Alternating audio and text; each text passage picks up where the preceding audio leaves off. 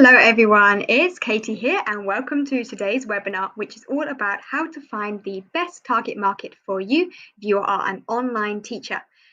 So we're just getting the live started right now. If you're joining us live, please let me know in the comments that you can see and hear me okay, everything's all working smoothly. If you're watching the replay, feel free to check out in the description of the video, I'll put in chapters for each section so you can jump ahead to the relevant sections for you.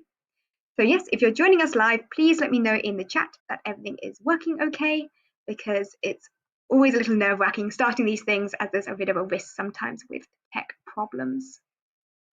And I seem to have lost my phone, so I cannot double check. Normally I check on my phone that it's streaming fine.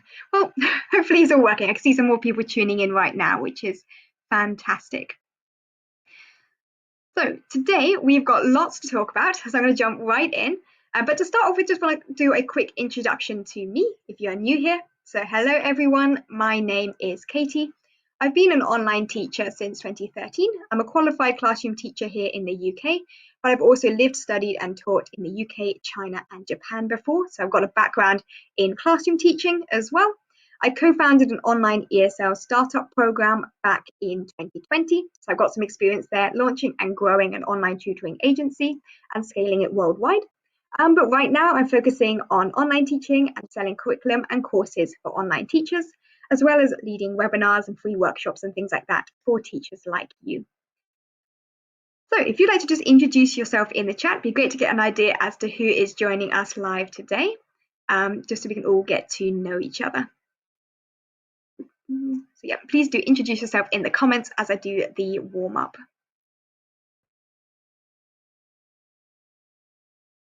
And, I was going to put this afterwards, hang on.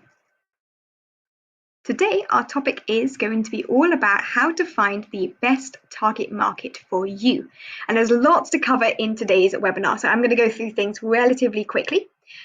Because if you might remember that last week, we looked at the top 5 countries, sort of up and coming and growing ESL markets that online teachers could be focusing on. And there's a lot of excitement around that topic last week, which was fantastic to see. But one of the biggest questions I got at the end of that webinar was, okay, Katie, which of these 5 countries should I be focusing on myself? You know, what's the best one for you out of that list?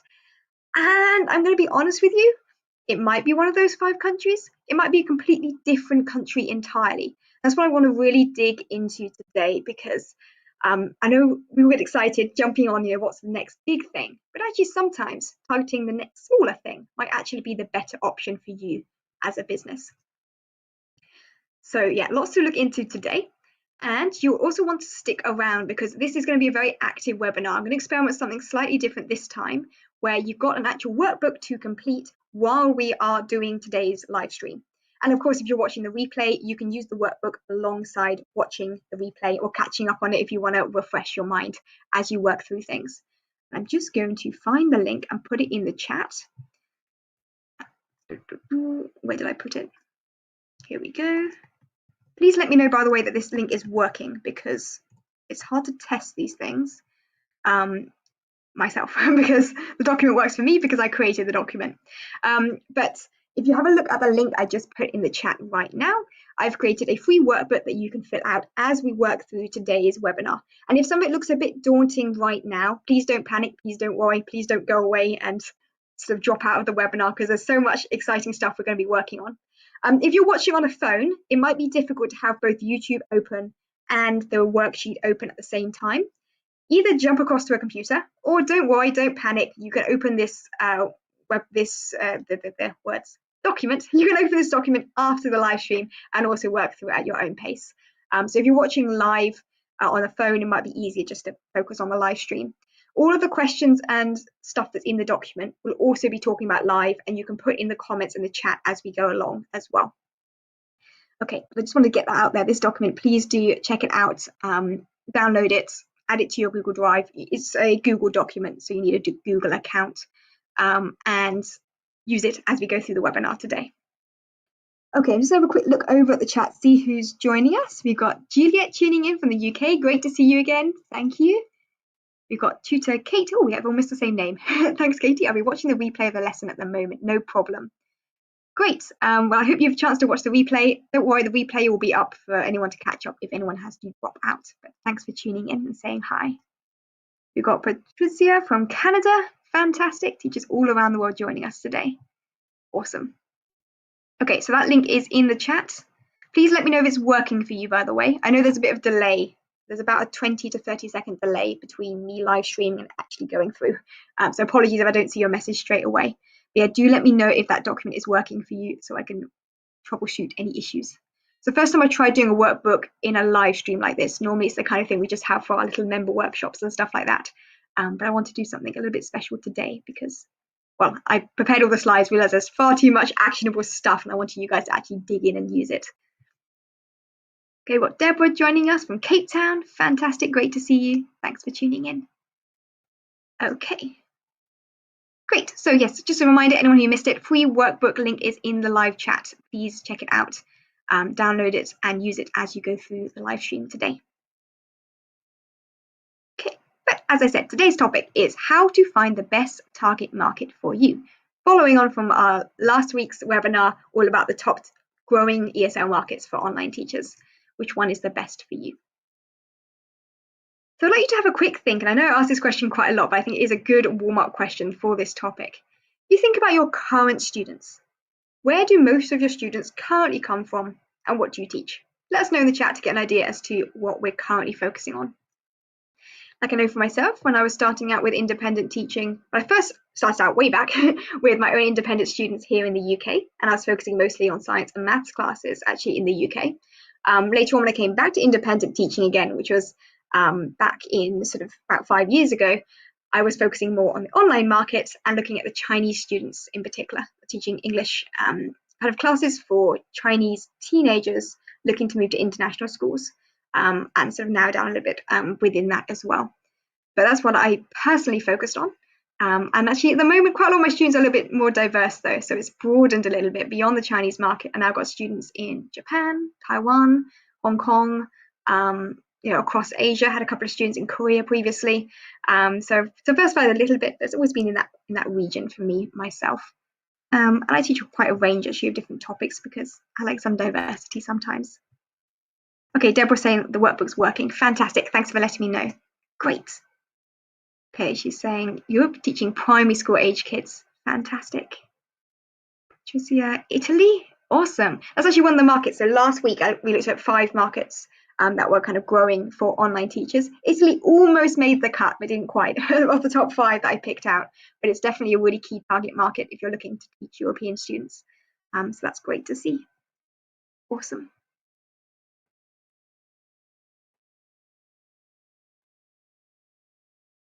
Okay, so today we are going to be, repositioning my face on the screen. Today you're going to learn why choosing the right market matters more than chasing the biggest one. I know last week's webinar was very much about what the biggest markets are, but actually today we're going to think a little bit more strategically which one's best for you. Might not necessarily be one of the biggest. We'll talk about how to match your teaching strengths with specific student needs, and we're actually going to have actionable steps with that workbook to help you to niche down and start growing today. And please don't get scared by the word niche because I'm trying to take a slightly different approach to things as you might have learned previously when it comes to niching down. You don't necessarily have to be focusing on like some complicated exam or something scary, okay? Don't get scared by that word niche. We'll dig into that a little bit later on. First up though, why choosing the right matter? The words. I'm not very good at multitasking. I'm trying to like move things on the screen and talk at the same time. Okay, first, why choosing the right market matters more than chasing the biggest one. Let's have a look at an example. I'm going to be honest, this is just a hypothetical example based on my interactions with quite a lot of teachers over the last few years. But here we've got an example of teacher Rachel. Rachel taught online with companies for over 5 years, but then she lost her job when the Chinese market collapsed following new education regulations in summer 2021. Might sound a bit familiar for many of you guys. Luckily, every coach out there told her that China was still the biggest online ESL market, and this was the perfect opportunity to go independent, find her own students, make her own money, and be successful. At first, she was able to keep some of her previous students privately. She even had them refer a few friends, but she struggled to grow beyond that 10 to 15 regular students, and there were parents always asking for discounts. In time as well, some of those longer term students gradually dropped out. Some of them wanted to focus on specific exam prep type things that she wasn't that keen on, or they were just too busy with schoolwork. And to them, her classes were more of an informal extracurricular. They didn't see them as genuinely valuable to their success. So she quickly jumped on Chinese social media because, again, everyone's saying China is the place to focus. But it was a lot of work. She couldn't understand all the different coded messages that people in China tend to use online to try and get around some of the keyword restrictions and things. And ultimately, her account got blocked and she found no success there. Does this sound familiar? I feel like I can sense people nodding. It's one of those tough situations. And interestingly, I feel like myself might have been a little bit guilty of being like, oh yeah, China's the place to focus. Because for me personally, I had a lot of success with the Chinese market. And I know a lot of teachers who did just after that collapse of the Chinese companies in summer 2021. So this sounds familiar to you. Let me know in the chat. It'd be great to hear if any of this resonates, or perhaps you've got a different experience yourself with teaching online and how the market has changed over the last few years. Also, we're going to get to the workbook, by the way. So if you're thinking, hang on, Katie, I can't see this bit of the workbook, don't panic. The workbook's coming soon. This is more of the warm-up to see where we are currently at. Okay, does this sound familiar? Yes, yeah, exactly. So I feel like this is something that many of us probably experienced, or at least heard a lot of talk about if you're in a lot of social media groups. But if I told you that Rachel previously studied Spanish to B1 level in school, she taught in Italy and Spain before, she's got family connections in Mexico, she used to teach in public schools in California, and every day she spends far too much time on Facebook, YouTube, and so on. Do you think the Chinese ESL market was the best place for her to focus, at least in the longer term? Thinking about her personal expertise and her background. What do we think? Sorry, this is an active participation webinar today. Lots of questions to ask you guys.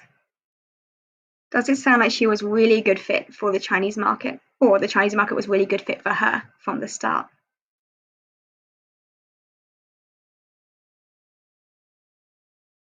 Yeah, if you've missed the workbook, the link is in the chat. We're going to get to that in a moment. The link is in the chat if you need the workbook. Just scroll up in the chat, but we're going to get to it in a minute. Don't panic. Great. Okay, so you might be sensing, okay, Deborah hasn't really got any particular reason, right, to focus on Chinese students. The reason she focused on China was because she taught with a Chinese company online for a while, and then everyone was telling her it's the biggest market. And there was, I'm going to be honest, there was a gap in the market shortly after the Chinese companies closed. There was a definite gap in the market for independent teachers to jump in and support those students who'd suddenly lost their classes that they were taking with a company before. But I'm going to be honest, since then, so in the last 4 years, the market is very much settled and it's changed. There is no longer this massive demand in China, massive unmet demand. And in fact, you might have spotted some more companies recently popping up and going back to the Chinese market. It seems to be sort of relaxing some of those restrictions at least, which makes it more difficult for independent teachers to stand out. Yeah, Deborah's saying, it seems that her talent she need not plug away at the Chinese market. Exactly. She's got other areas of expertise. And I'm going to tell you guys that all of you have other areas of expertise, other things that help you stand out to a whole range of different markets. And it's about identifying which one specifically might help you and where that might align with particular demand. It's not necessarily that one's going to jump out in particular. Perhaps Deborah is a bit of a specific case where it's very much leaning in one direction, but you might find you've got certain language skills, or certain useful connections, or certain previous teaching experiences that might actually steer you in a slightly different direction. And in the longer term, this is going to help you grow a much more sustainable independent teaching business. Okay, so let's imagine our Deborah. Deborah has now decided, yep, maybe the Chinese market is not for her. And in fact, she's going to start advertising for students from Mexico. Because remember, she speaks Spanish and she's got family connections and has taught students from there previously.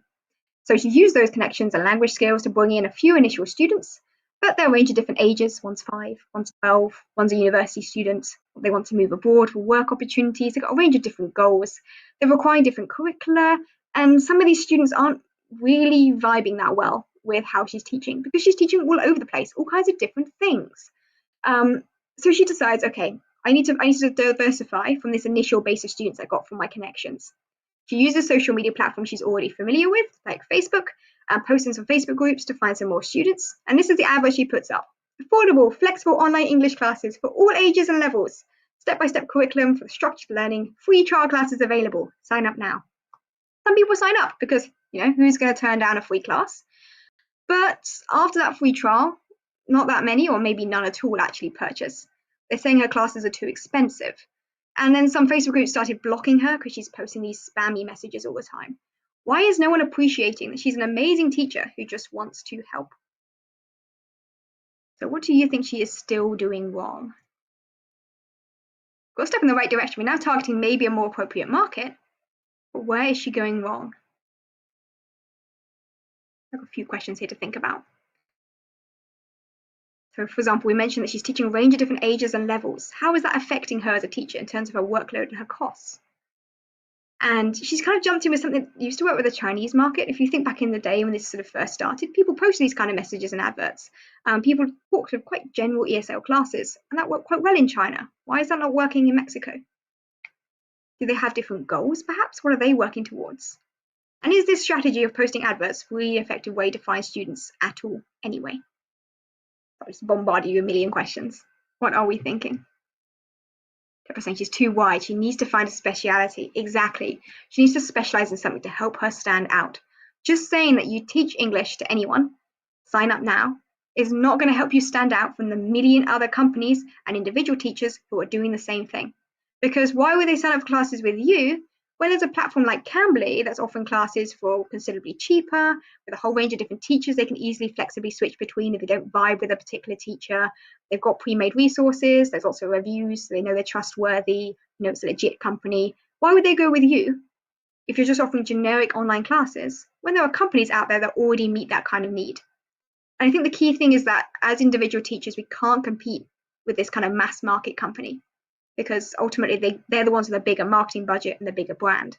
You need to compete by specializing something that makes you stand out and makes you unique. Okay, and it doesn't have to be complicated. We don't necessarily have to suddenly upskill and become experts in a particular exam or anything like that. But I think there's a few things we just want to be very careful to avoid from the start. So firstly, avoid focusing on a big market. Think about Rachel's first mistake. She was focusing just on China. Massive, great market, but it wasn't the ideal fit for her. Similarly, she was kind of rushing to follow a sort of trend, right? Everyone's targeting Chinese students, must go there. Rather than actually planning strategically what's going to be the best fit for her and what her longer term plans are with her business. Right, in the short term, yes, the Chinese students back in 2021 were an easy grab, right? They're actively looking for teachers, big market, lots of opportunity in the short term, but she wasn't planning a longer term strategy. She then made a mistake, though, after switching to a Mexico kind of focused market, narrowed down a little bit more, but she still tried to appeal to anyone and everyone in Mexico who wanted English classes. She hadn't specialized enough to help her stand out from the competition. And on top of that, she was trying to copy and paste something that worked well with Chinese students, which was quite general English classes, particularly if you're looking at teaching kids, for example. I've seen that work quite well with Chinese students, but that doesn't necessarily correlate to what Mexican students are looking for. They've got different goals. I noticed, for example, in my experience, I took the Chinese market as an example. Obviously, not everyone's come from that Chinese background. But in my experience, a lot of the Chinese kids are looking for quite general ESL classes. They're trying to get ahead of what other kids are learning in school. They might be preparing for some informal exams, but there's a really strong idea of building a foundation of English learning with sort of general English classes from a young age. Whereas if you look at a different market, they might not have that same focus. Students in Mexico start learning English at a later age than the kids in China. They might not be looking to get ahead in school. They might be quite happy with what they're doing in school. But later on, once they've got a specific reason for learning English, they might suddenly decide, okay, I need to learn English in order to get into an overseas university or in order to move abroad. And you start seeing more specific goals, perhaps, that might be different to the market you're previously focusing on. Right? So you can't just copy and paste one approach, one business plan, one offer from one market into a different market, and it will magically work. Sometimes it will, the markets are similar, and you get lucky, but quite often it won't, and you need to do your research first. Okay, so this all sounds a little bit daunting, but I just want to summarize a few key ideas. And now we're going to jump into the more actionable bit of today's workshop. So firstly, the biggest market might not be the best fit for you, right? That list of 5 big online ESL markets that we looked at last time, one of those might be a good fit, none of them might be, right? You need to do your own analysis. Misalignment, so picking the wrong market, can cause issues with pricing, like maybe you're just overcharging because you're targeting a lower income market and they can't afford your fees. It could result in burnout because you're exhausting yourself trying to do this different advertising, trying to teach a whole range of different students, and ultimately low retention because you're not able to teach the quality of classes and get the results for your students that they need. Real results come when your teaching style, your content, your goals match what a specific market wants. So you need to find that alignment. But of course, different markets have different goals, different budgets, different expectations. So we need to do that research upfront. And an added bonus to understanding your target market, it's not just that you become a better teacher, but it also means that you're able to pitch your sales messaging, to do your advertising a lot more effectively as well. So as someone who's an independent teacher and therefore running your own business, it's not just for the teaching side of things, it's also for the marketing too.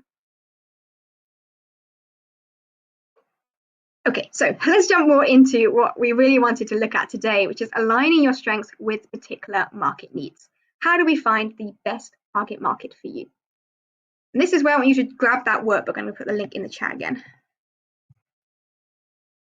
If you haven't already, grab the workbook from the chat, because we're now going to jump into actually analysing you and your expertise, analysing your target market, and starting to find that fit.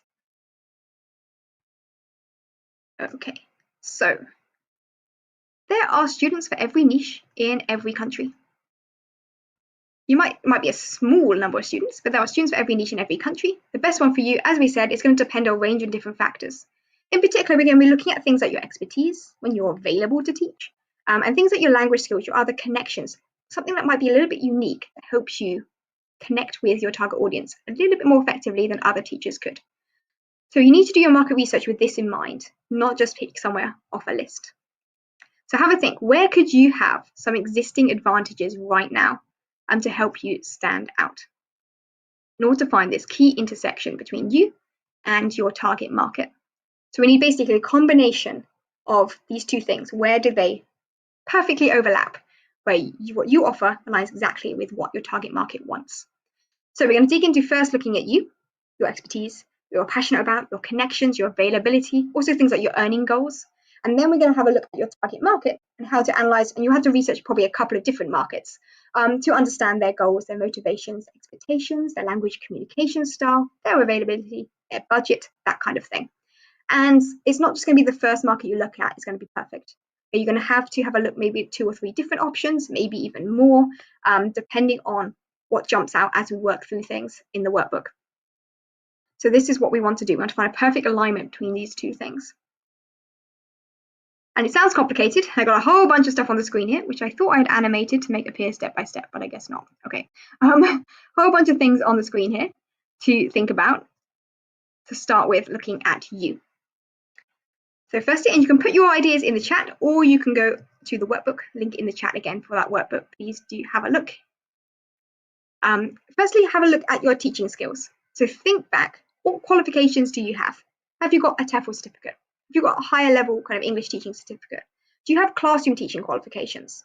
Think about what students you've taught previously. Okay, where is your expertise? Have you mostly focused on young learners? Have you done a lot of teaching of adults? Do you enjoy teaching teenagers? Which students have got the best results? Like I found for myself, I used to teach quite a range of different things with different companies as well as privately. And I found that for me, I got really good results with certain exams, for example, but not others. And I really hated teaching adults. So in this way, you can start to narrow down immediately some areas to discount and some areas where you might stand out. Okay, I have classroom teaching qualifications based on teaching teenagers here in the UK. Right? I specialise as a secondary school teacher, teaching ages 11 to 18. Yes, I also have a lot of experience teaching young learners because when I was teaching abroad, I actually ended up doing more ESL teaching to young students than the older ones. But this might get me thinking, okay, my qualifications align with this sort of age range. My kind of previous teaching experiences, I taught a lot of students in this particular country, perhaps, that kind of a thing. So have a think about who you've taught previously and what your qualifications and things are. Basically take a step back, think, what's your CV? What would stand out if you were like applying for a job, right? What would stand out to them? But it's not just about what you're good at, it's also about what you enjoy teaching. I'm going to be honest, there are some things I've taught before that I did really well at, but I absolutely hated. In particular, I used to do quite a lot of admissions coaching for students who want to come to top UK universities, helping them with the application process, preparing for interviews, all that kind of stuff. I was very good at it. I had like a 70% success rate getting into Oxford, like top UK universities. Everyone gave me great reviews, but I really didn't enjoy it. It wasn't something I was passionate about. So this, to me, even though it was very high earning and I got good results, still not something I wanted to focus on longer term independently. You might also want to think about what other hobbies and interests you have. Some people, for example, really love reading. You might notice my bookcases behind me. Reading is a massive passion of mine, right? Or maybe you're someone who's got a really big interest in sort of more creative activities and art. You might want to combine that with your English teaching if you still want to focus on English. You might actually decide English teaching itself entirely is not for you. You've got qualifications in teaching maths, right? And you're actually really passionate about I don't know, engineering projects or something. So you're going to do some kind of combination of applied maths, right? There's a whole bunch of other things that might jump out to you depending on your own interests and skills. These interests might not be academic interests. They could also be particular hobbies. Like one teacher I worked with a while back was really interested in music, right? So they started creating a bunch of classes and offering programs that were related to English learning through music and dance. So that could be something also to look into. There's a whole range of different things that could align with that. So jot these down in your workbook or let us know in the chat what you're thinking in terms of your expertise and your interests. And then the other side of that document is thinking more about some of the more logistical type things. So first we've got your personal connections. What international connections do you have? By international connection, I mean things like, have you taught or worked or studied or lived abroad before? Do you have friends or family who live overseas? Do you have connections to particular industries, perhaps, or to particular markets? That could be through a whole range of different networks that you might be a part of. Also, do you speak any foreign languages? I cannot emphasize enough how helpful it has been for me as someone who speaks Chinese in order to connect with my students in China. Right, that's helped me massively because it has helped me with my sales. It's helped me, like whenever I message with parents, I can just message in Chinese. Don't need to worry about like the translation issue, that kind of language barrier. I can create things for social media to advertise my classes, speaking my students' native language and doing direct comparisons between English and Chinese in my case. This has helped me a lot. I'm going to be honest, it has helped me so much in my marketing and also in being a teacher, right? Sometimes my students struggle with something. I think, oh, I know why they're struggling with articles. It's because Chinese doesn't have articles. Or I know why they're struggling with plurals. Chinese doesn't do plurals in the same way, or it doesn't conjugate verbs in the same way that English does. In fact, it doesn't really conjugate verbs at all. So by understanding those linguistic differences, you can be a better teacher too. So if you've got any background in foreign languages and you don't have to be fluent in them, it can really help. For example, like I'm pretty confident with Chinese. My Japanese, however, is horrendous. I lived in Japan for about a year and a half. I got to what you might call survival levels of Japanese. I could introduce myself, right? I could order food, I could ask directions, that kind of thing, but nothing particularly high level. Not to the point that I could use it in my marketing, but it has helped me when teaching Japanese students because I do understand some of the challenges they have with learning English because of key linguistic differences, the struggles that I had when I was trying to learn their language, right? Like their sentence order is completely different, these kind of things. Okay, I'm rambling, but this is definitely a factor to consider. Jot this down in your workbook if you haven't already. Any language skills or any language you've learned previously or have some background in can really help. Okay, and the final kind of box I've got on the screen here is logistics and finances. This is a kind of broad category where I shoved a bunch of other stuff that didn't really fit in. But things like your time zone. When are you available to teach? I live in the UK. I want to teach UK mornings. Maybe early afternoons are okay. I do not want to teach evenings and I don't want to teach weekends. That to me means I can't really focus on like European students because they want classes after school their time, which is my evenings.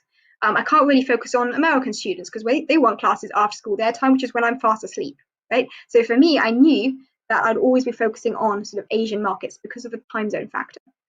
Another thing to also bear in mind is your kind of salary goals, your earning goals that you're working towards. I'm cautious of saying this limits you to a particular market because I honestly think that most countries have the potential and most sort of niches and things have the potential to earn more. You just have to adapt the way that you might offer things. So for example, group classes versus one-on-one if you're targeting a slightly lower income market. But it is something you need to bear in mind because that affects what kind of offers and things you put together in the longer term. Okay, there's a lot of stuff here. I appreciate probably haven't been able to jot down all of this in your workbook while we're doing this live because I'm talking at a million miles an hour and there's a lot to think about. But it might give you some ideas initially that might be jumping out to you. Are there particular countries you suddenly spotted? Oh yeah, I used to like work in that country and I speak the language, or I've got friends over there, for example. That might jump out to you as a particular country to focus on. Or maybe you've realized that actually there's a particular age range that's jumping out to you. It doesn't necessarily have to be country specific focus.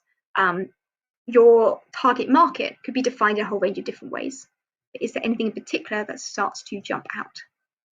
Let us know in the chat if there's any ideas that are jumping out to you. So yeah, as I was saying, your target market could be a range of different things. Please let us know in the chat what you are thinking you could focus on, anything that jumps out. So firstly, it could be country specific or language specific. To be honest, that for me was quite a defining factor when I started out, sort of second round of going independent. I focused on the Chinese market because I've taught in China before, I've lived in China before, I've studied Chinese, I speak a good level of Chinese. There's a good reason for me to focus on that market, right? It could also be level specific or age specific. So perhaps you really enjoy teaching young learners. You really enjoy teaching advanced students. You really enjoy teaching a specific age range or a specific level, or even be a particular subject area, perhaps. So it doesn't necessarily mean you have to narrow yourself down to a particular country, right? There are beginner ESL students in every country around the world, right? There are advanced ESL students in every country around the world. There are advanced young learners in every country around the world, right? So you don't have to define your target audience just by a particular country. Another thing you might kind of use as your main defining factor could be a particular goal. This I see more aligns with, for example, certain exams. Maybe your students are preparing for like the IELTS exam because they want to study abroad, right? So their goal is to study abroad. A key thing they have to achieve is passing the IELTS exam, getting a specific score. So that is a goal they're working towards. And again, there are people who want to study abroad in every country all around the world, right? Loads of potential there to target a wide distribution of students, but within this target area. Or finally, it could be education specific. And that's something I found myself drifting more towards in time as I've kind of moved slightly more away from the Chinese market, in that I've mostly focused more on students in bilingual schools and international schools who are struggling with the English needed to access school subjects taught in English, if that makes sense. So you might want to focus on a particular educational sort of market, for example, like British international schools, maybe could be a particular example of that. Or it could be you want to focus on something like the Montessori, like kindergarten kind of learning. Something, it could be a specific style of learning or a particular approach to things. There are different ways to define what you're focusing on. So do any of these jump out to you? Let me know in the chat. Deb was saying, I thought I should try teaching Asian market, mainly because I don't enjoy teaching evenings for European time. Yeah, I'm with you on that. I feel like we got the same idea here. But I speak French and German, and I found I'm good with teaching them. Great. I mean, there's a lot of potential there with French and German speaking markets, as much as our Asian markets. I wonder if there's some, I'm trying to think, I'm not sure there's any countries in Asia where French and German are widely spoken. I know French is, for example, quite widely spoken in places like Canada, and also in several African countries, I think, also speak French. I'm not an expert on the distribution of these languages. You might find that there are other markets outside of Europe where your language skills could still be helpful to help you target those. Or perhaps even more specific niche could be something like French speakers living in China or something very random. I think that might be a little bit too narrow, perhaps. I'm not sure there's many students in that category. It might be harder to focus on. But that's something to bear in mind. And maybe it's finding a balance between these two things, right? There's not necessarily going to be one thing that jumps out to you. You might find in your workbook as you work through, okay, there's 2 or 3 potential markets there. Could be students somewhere in Asia because of the time zone. Could be students who've got French as a native language. Could be students who've got German as a native language, right? Those are 3 different markets you could look into. Awesome. Okay, so hopefully that's given you a little bit of an idea of what you might want to focus on based on your own expertise, your own background, your own skills, your own interests, availability, all these different things. There's a little bit at the end of your workbook, that first section of the workbook, where you can just write down like what jumps out to you specifically, anything particular calls to you from those initial questions. Once you've identified maybe 2 or 3 possible options, you then want to go away and do some research on this target market. How do you do that? Well, ask them, okay? Go out there and go out of your way to network with this particular audience. Now, if you've taught for a company or marketplace before, which is something I highly recommend doing, ask your current or former students for their insights, okay? So when I first started teaching online, I didn't just jump into it privately. Okay, I taught with a whole range of different companies. Some of them I loved, some of them I hated, but it gave me an opportunity to try out different subjects, different ages, different sort of focuses, different niches, different countries that students were from. I taught a whole range of different learners, right? And that's how I realized, okay, I don't like teaching adults. Don't particularly like teaching test prep. Or at least not things like IELTS. So some of the tests I do enjoy doing, but not some of the English learning exams, not my thing. I mostly enjoy teaching the teenage students. Don't really like the really young kids, too much energy, right? So this gives you the opportunity to test things that you like, but it also gives you the opportunity to ask them for their own insights. We'll get to those questions you can ask them in a moment. Another place you can go to connect with your target market are social media groups, like Facebook groups, for example. Join those Facebook groups. Don't necessarily bombard them with questions because they'll get annoying, but just read what people are asking you about, what kind of comments people make, engage with the community, build up a bit of a network there, and gradually tease them with the kind of questions to get some insights into what you're looking for. Similarly, you can also go on forum sites, places like Reddit, for example, where people will post questions all the time, right? Have a search. What kind of questions are people asking? What are they interested in? What are they struggling with? What are the goals they're working towards? You might go on to, say, like a French Reddit forum for like French people learning English, and everyone there is asking specifically for what IELTS score is needed to get into specific universities, perhaps. And that immediately tells you, okay, this is an important thing for those students. They're interested in the IELTS exam, right? See what questions people ask, and ask your own as well. Another place to connect with people are language exchange apps, places like HelloTalk, Tandem. They're usually like places where people go for free English learning or like any language learning, and you can go yourself and learn a language as well. Why not brush up on some language skills while you're at it? But it's also an opportunity to chat, to network, ask questions in a more informal environment than teaching with a company, right? Another thing I think is often forgotten, but is a really valuable resource, are industry reports, blog articles, and like official documents on this topic. So if you Google something like the ESL market in Japan, okay, you'll find organizations like the British Council have created massive, great PDF documents with a whole bunch of data analyzing what students are looking for in Japan, the current state of their English learning situation in schools, what challenges have been identified, what the government might be focusing on, why students are learning English. They've done a whole bunch of that research for you, interviewed a whole bunch of students, discussed things with school leaders, they've talked to the government, they've looked at a whole bunch of really useful data and summarized it in a nice report for you. So just Google that and you'll find a whole bunch of reports and documents with this kind of information for your target market. And the final thing I'd recommend looking at is your competitors. So in a lot of markets, there are companies that are already established, right? Go in there, have a look at what those companies are advertising. What kind of classes do they offer? What kind of pricing are they doing? What kind of format are the lessons in? Is it groups? Is it one-on-one? Have a look at how they are positioning themselves and what kind of things are particularly successful in those markets. This also could be marketplace platforms as well, not just big companies. So go on a platform like italki, for example, and see what kind of teachers are advertising there, which ones are particularly popular in certain sort of niches. And this will give you an insight into what people are looking for. And sometimes you don't necessarily have to have done all of this research for months and months and months before you jump into things. Do a bit of reading, do a bit of Googling, do a little bit of networking for a week or two, and then jump in and start experimenting yourself. Right? Start abroad, start posting things online, start building some of those connections as part of your market research anyway, seeing what interest there is, and then you start to narrow down gradually, depending on what classes people are actually booking. Okay, so what questions could you actually ask in these forums or when talking to your students? What questions could you ask to help? And I'm just going to quick look in the chat. Oh, Deborah just clarified a bit more. To continue, don't have much experience in the Asian market. It makes more sense to go with French and German. Great.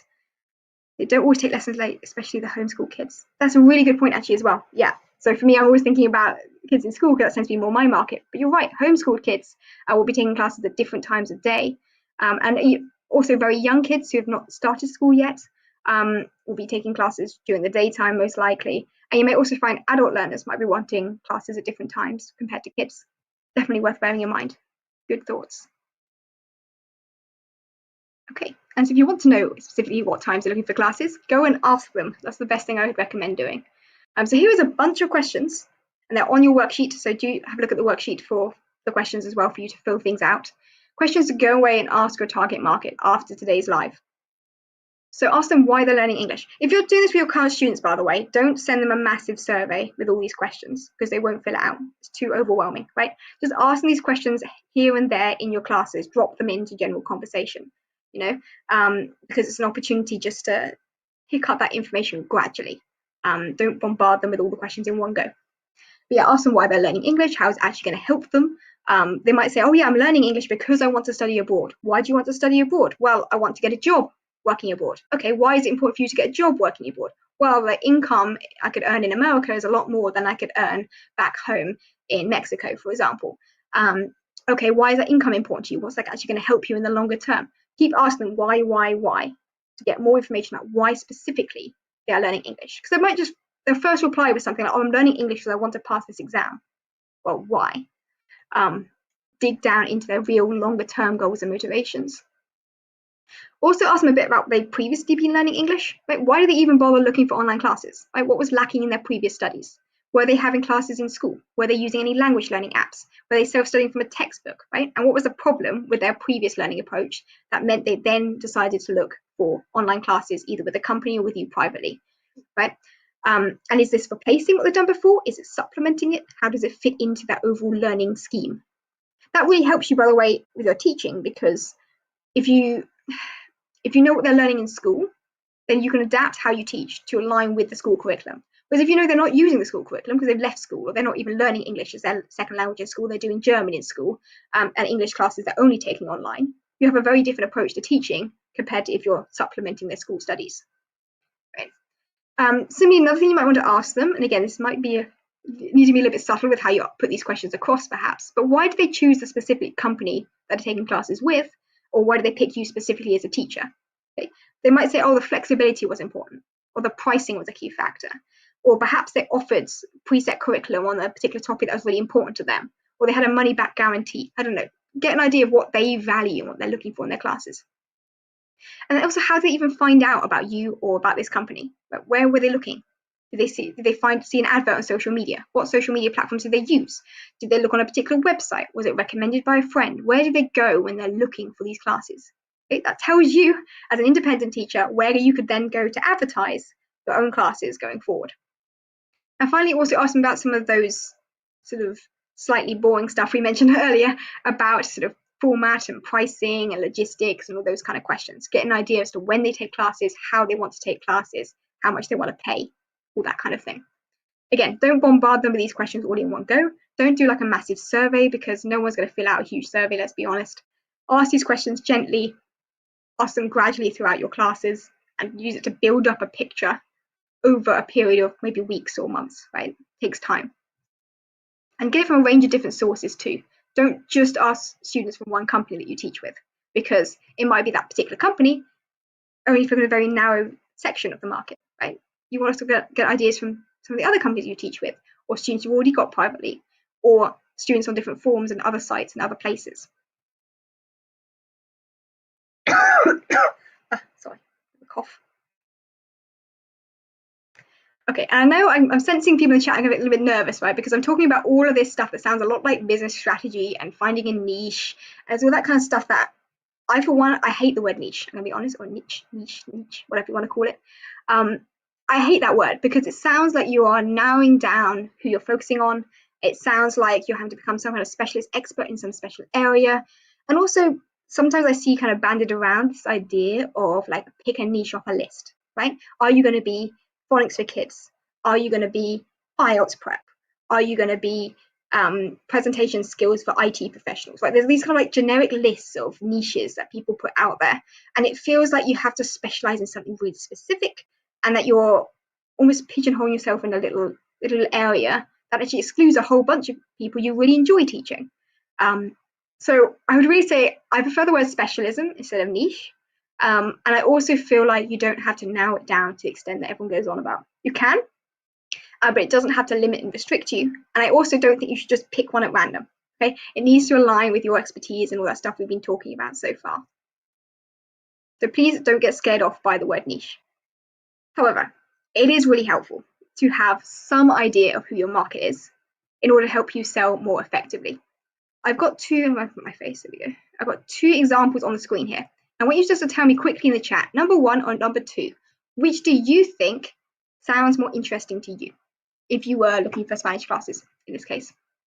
Which of these, number 1 or number 2, sounds more appealing?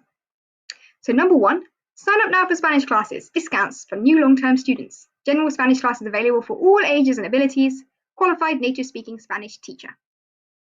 If that sounds out to you, put 1 in the chat if you think it sounds like a really great advert that would make you want to sign up now for classes. Or number 2, are you struggling to communicate with your students' Spanish-speaking parents?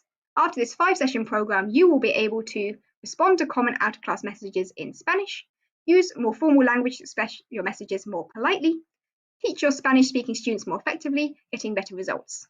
Led by an expert bilingual teacher with over 95% 5-star reviews from online teachers like you. Which one sounds better? What do we think?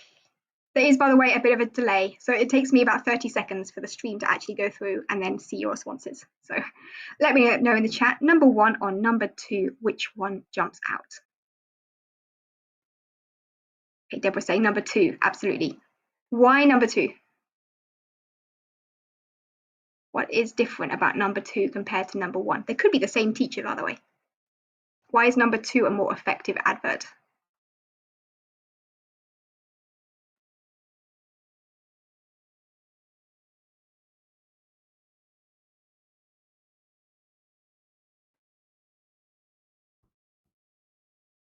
Another comment, another vote for number 2. Excellent. Yes. Why? Why number 2? What's better about number 2?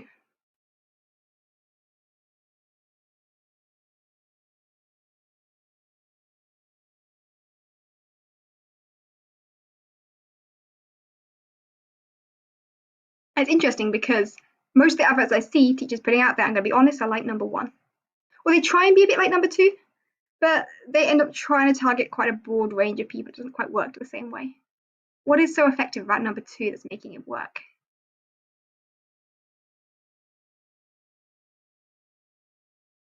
I should say, by the way, we've got off the topic now of the workbook. So go back to the workbook later. This is now thinking about why this is so powerful. And then we'll come back to the last section of the workbook in just a moment.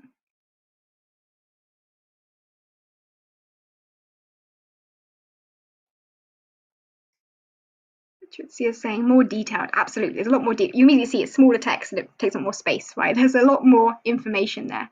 Definitely. More detailed and niche down. Yep. Talks about the objectives. Yeah, there's actual specific goals here. Deborah saying the same thing. There's possible outcomes being given. So you actually know what you're going to get from the class. Number 1 is just saying, I teach you Spanish, right? And I can teach you Spanish forever. You keep learning Spanish. Yay, Spanish, right? No one is learning a language for the sake of learning the language, or very few people do. Most people learn a language for a reason, right? In the case of number 2, their reason for learning the language is that they're an online teacher teaching Spanish-speaking students, probably learning English, and they're struggling with out-of-class messaging with parents. Their messaging is too blunt, perhaps, they're not coming across very polite, and they're struggling to teach their students effectively because of the language barrier, right? So there's a specific challenge that they're struggling with. They've identified that challenge in that question at the beginning. Are you struggling to communicate with your students' Spanish-speaking parents? Right, let's put straight away out there. They've identified the challenge. And then they said what you're going to get. There's 3 key things you will get at the end of this program. Also, it's only 5 sessions. 5 sessions. People can manage 5 sessions, right? It doesn't sound too overwhelming. I'm guessing each one might be like an hour or so. So in 5 hours work, you're going to get all this amazing stuff. That sounds a lot better than learn Spanish forever, probably never achieve anything, and just keep taking more Spanish classes, wasting your time. So having that time frame and the idea of getting results fast is a really big factor as well. So that's kind of a big advantage to having a clear niche, or really understanding your target market. And again, so you don't necessarily have to have niche down to the extent that number 2 had in that advert. It's probably a more extreme scenario. But by having at least some understanding of your students and of what they're looking for and their goals and so on, you can start to make your messaging that bit more effective. Lots of other advantages to niche teaching too. Firstly, you can really stand out from the competition. There's a lot of people offering sort of generic online classes, right? And when you see a million teachers, go on something like italki, right? Search for a Spanish teacher on italki. There will be thousands of Spanish teachers there. How are you going to figure out which one's the best for you? no one's got time to look at all of the profiles, right? You might filter a few things, and then you decide, okay, all of these like 100 or so that are left after you put on some filters, I'm going to sort them by price. And you'll pick the cheapest Spanish teacher that offers the kind of thing that you're looking for. So the main way that you compare people who are not niche down, who are very broad and generic, the main comparison ends up being on price. And the only way to compete is by charging lower prices. And that's how you end up with teachers charging like $5 an hour for their classes, because they're trying to undercut everyone else. Whereas if you have really specialized and focused on a particular area and you're able to present yourself as an expert in that area, you stand out compared to that competition on something that makes you unique. Because you've got specialist qualifications, you've got specialist expertise, you've helped thousands of previous students just like them, and this is exactly what you're going to help them achieve. So that makes you stand out a lot more than just, oh, I'm cheap. That also links into this second point here: charge higher rates by being a specialist or an expert in a particular area. People will pay a lot more for classes that are going to get them results quicker, and they know you know what you're doing. Whereas if you just say you're a sort of general English teacher, they'll just pick someone cheap, because why would they pick you over someone else? Similarly, it also helps you as well with your own planning and preparation work. So if you're someone who creates sort of detailed lesson plans or teaching resources, you can save a lot of time by teaching a bunch of students who are in the same niche, because you can reuse those lesson plans for your other students. Similarly, if you're paying for a curriculum like the Abridge Academy curriculum, a little bit of a shout out for my own company there, if you're paying for a curriculum like the Abridge Academy curriculum, which does have a range of different sort of selection of classes available, but probably is going to be specific to a particular subset of your students if you're teaching a whole range, it's a bit of a nightmare having to pay for, say, 3 different curricula or a whole bunch of different resources. Whereas if you're teaching a whole bunch of students who are all doing the same thing, you can reuse those lesson plans, those resources with lots of students. And also you get much quicker and better results for your students because you know what you're doing, you become an expert in that area, you get even more practice teaching lots and lots of similar students, which helps you become even better at what you do, and you get those quicker and better results. I also just thought of another one. You can also teach like groups and stuff more effectively if you've niched down, because it's easier to find students who are all similar to each other and put them into group classes. A whole bunch of other stuff there that helps out with the charging more, standing out, all this kind of thing. So there are a lot of advantages to niching down.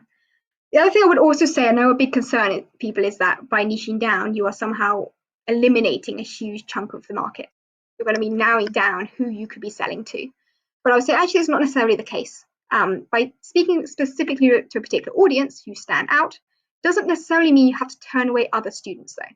Like I've had students reach out to me who are outside of what I directly advertise, right? So if I look at my own social media marketing, my own kind of how I position myself in the market, which is someone who teaches some intermediate to advanced English, focusing on subject-specific English for students wanting to go into English medium schools, quite specific.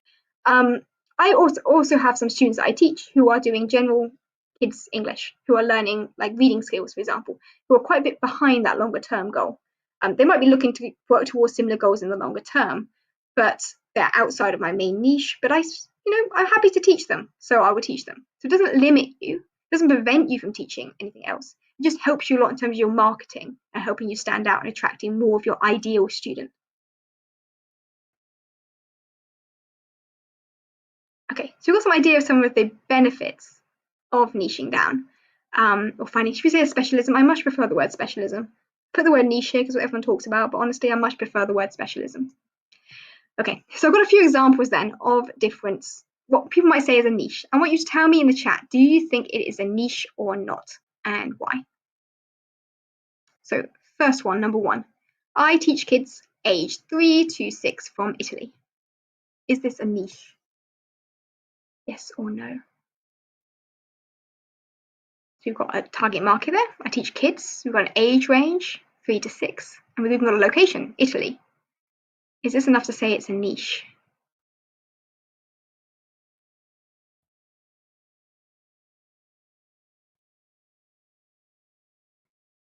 This, by the way, is what we call demographic information.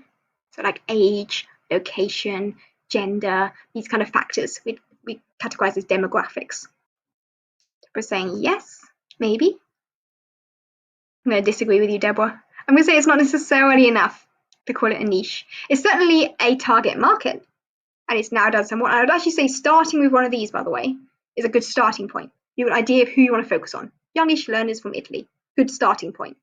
But then you want to do some research into that market to really understand them a lot more, using those questions we looked at earlier. Like, what are their goals? What are they interested in? What are they working towards? What are their challenges? These kind of things. Narrow it down a bit further, or to understand them. I shouldn't say narrow it down, to understand them a bit further. Okay, another example. I teach students wanting to study abroad. Is this a niche?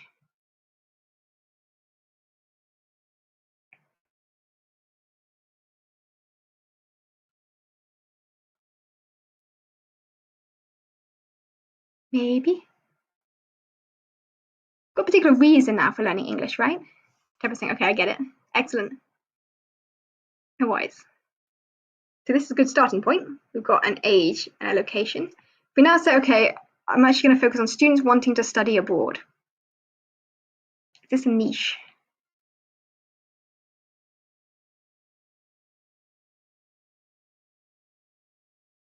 Maybe. Debatable. Getting there, perhaps. Okay, perhaps I teach debating. Is this a niche? Or something similar, like I teach science, or I teach English. We might narrow down a little bit. I teach presentation skills. Right. Is this a niche? I think it is maybe needs more specific, like age. Exactly. If we combine these things together, we might be getting there, right? I teach kids aged 3 to 6 from Italy who want to study abroad by teaching them debating. I'll be honest, I'm not sure many 3-year-olds want to learn debating. But anyway, if we combine together some of these things, we might be getting there. And how about the last one? Another shout out for Abridge Academy, obviously best curriculum out there. Check it out. I teach Abridge Academy curriculum. Is a curriculum a niche? I often see people talk about specific curricula, particularly when I'm looking at the Chinese market, going back to that example. For certain curricula are particularly popular among parents. Is that a niche though?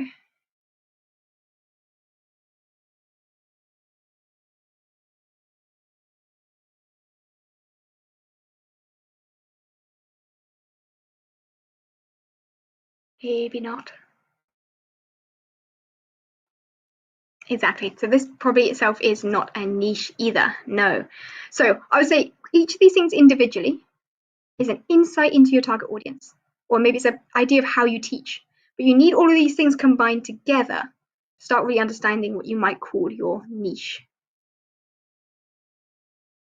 So I feel like we've kind of gone through this. We start off often by thinking, okay, who and what you teach. Maybe that was the first example. You could also add in the problems or the challenges they're facing, or perhaps the goals that they're working towards. But ultimately, it's the combination of all of these things that really makes you have a niche or a key thing that you're targeting. So when we think about your target market, the target market is maybe a sort of broader category that you're focusing on, and then you're narrowing down a bit further into a particular niche, which is who you help, what challenges specifically you're helping them overcome, what goals you're actually working towards, and how you do that. Like your teaching style, maybe your curriculum is a part of that, the teaching approach, what methods and things that you use. This becomes a part of your niche as well and how you stand out. So this is a combination of different factors. If you have a look at your workbook, there is a section in your workbook for you to view what you've answered the previous questions. This probably you can't fill out until you've done that market research, I'm going to be honest. But then summarize that with a quick summary of what your niche is, who you help, how you help them, what challenges and what goals.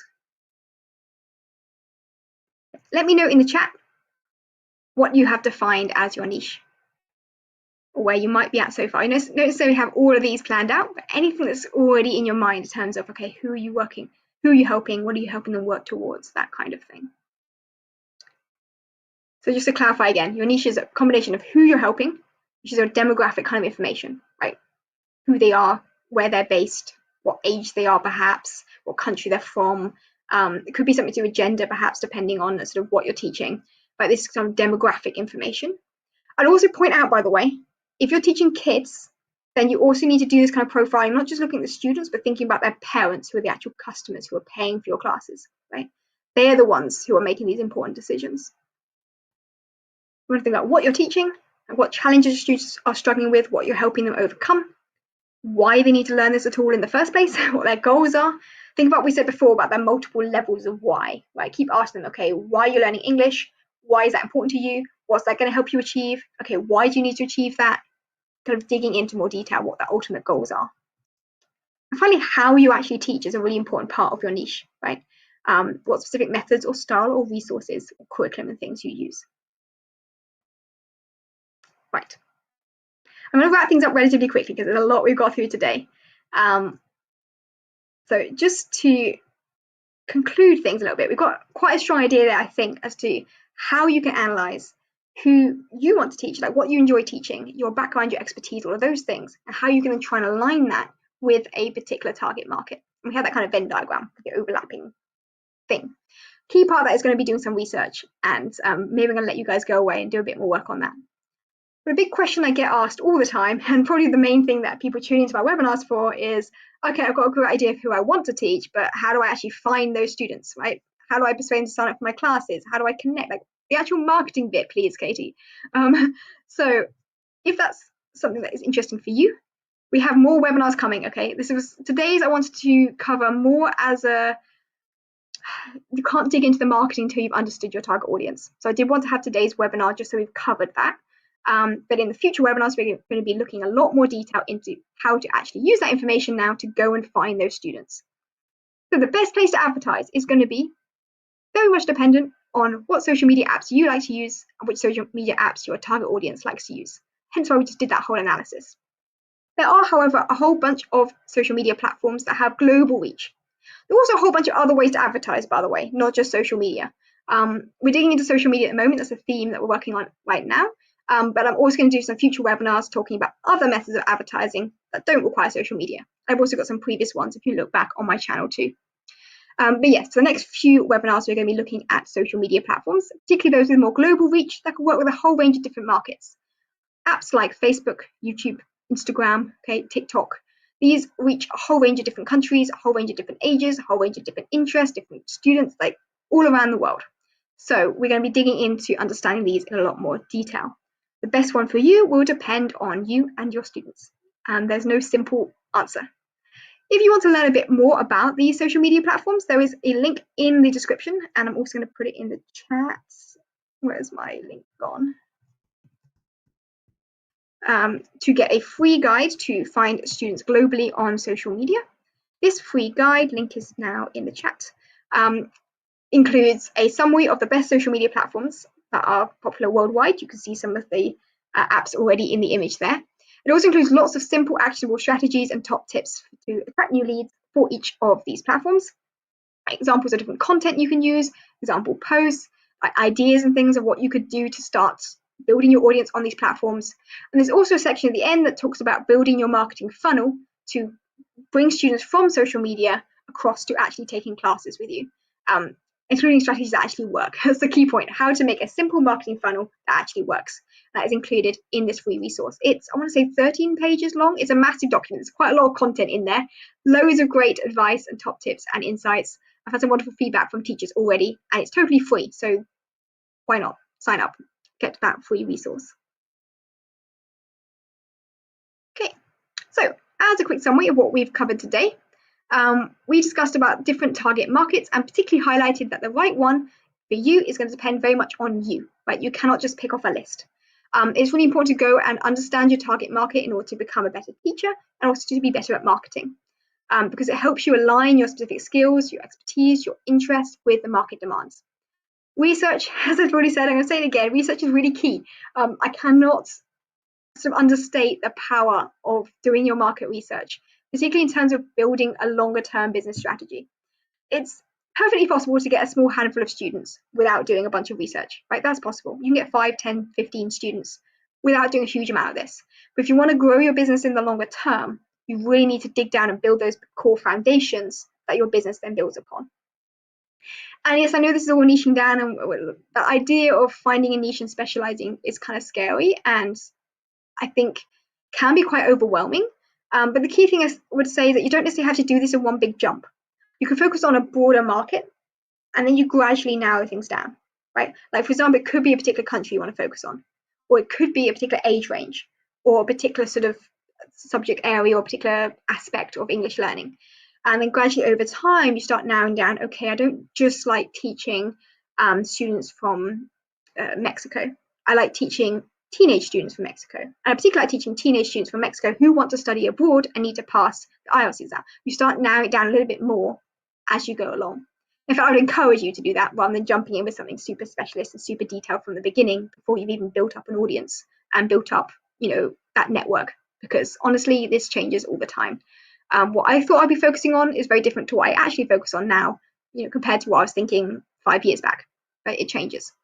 And it's okay for things to change. So let me know in the chat if anything in particular today has jumped out to you or anything you're excited about from today's webinar, or if anything was too overwhelming and you'd like me to do another webinar or more training and things to help you on any topics in particular. But let me know in the chat if anything in particular stood out.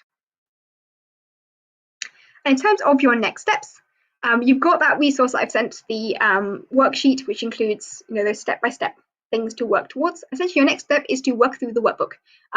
If you are watching the replay or you've just joined in towards the end of the live and you haven't got the workbook link, don't panic, join the email list. The link is in the description to join the email list and get that free guide I talked about earlier. And I'm also going to send the document to people on the email list in the next few days, so you can catch up, don't panic. So yeah, work through that document. Firstly, your teacher profile kind of stuff, analysing you. Then go away, do some market research, looking at all those different places, whether that's your existing students, whether that's on social media, whether that's on forum sites, whether that's looking at sort of official reports. Do that market research, use a range of different resources to analyse your target market. You might need to, the document's fully editable, you might need to duplicate that for different target markets, analyse a few different options.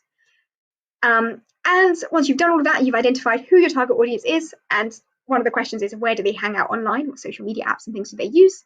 You can then have a look at that free social media guide that you get from joining the email list to identify which specific social media platforms you want to focus on going forward that aligns with you and with your target audience. Sorry, that's a lot. I just overwhelmed everyone with a million things to do. So let me know in the chat what you are going to do now. What's your next step to do in the next whatever's left of your day today? What are you going to do following today's webinar? Are you still on step 1, looking at analysing yourself, working through that workbook? Have you worked through that already and are you excited now to jump into doing your market research? Or are you more interested in looking at the social media platforms and that's what you're going to jump into next? Deborah was saying, I found it helpful thinking about the profile of student I like teaching. Yeah, country, etc. But I must say I feel a bit tired now. Me too. I feel a bit exhausted. I think I always have a habit of cramming too much into these webinars. So hopefully I haven't overwhelmed you too much. You can always zip back and review things anytime in the future. The replay is going to be up if you want to go back and look at things again. But yeah, thank you for tuning in. I'm really glad to hear you found this helpful and it's giving you some food for thought, things to look into. Excellent. Okay. So we are already over time, so thank you everyone for staying around towards the end. But if you've got any questions, let me know in the chat. You've got the last couple of minutes while we wrap things up. Otherwise, you can also comment under the video and I'll get back to you later. Or you can message in the Facebook group. We have a Facebook group. The link is also in the description for the Facebook group, which is a great place for asking questions to the whole community.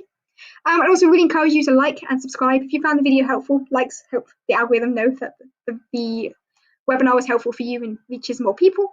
And if you subscribe, you can then hear about future webinars. I'm running these every week over the summer, looking at a range of different marketing strategies, business growth, teaching skills, a whole bunch of different things. Webinar topics are often discussed in the Facebook group, so if you've got particular requests of what you'd like to see next time, let us know in the Facebook group what would be most helpful for you. I'm planning the next few to be focusing on particular social media platforms or other ways of finding students, like the marketing strategy side of things. So that's the plan for the next few weeks. But yeah, subscribe, join the email list, all that kind of stuff to hear about future webinars. People saying thank you for the workbook, really helpful. Thank you. Just saying the profile of the student was really helpful. Great to hear. Thank you so much. As Coco is saying, thank you so much for the webinars and resources. I'm really glad to hear you found this helpful. Thanks for tuning in. Awesome. Great. Well, thank you so much, everyone, for joining us live today. Really appreciate everyone who's tuned in and your great engagement and stuff in the chat. And I hope to see you again for next week. Same time next week is the plan. Same time every week. Tuesdays at it's 7 p.m. UK time, whatever time this webinar started in your time zone. Same time next week. Have a great week and hope to see you again next time.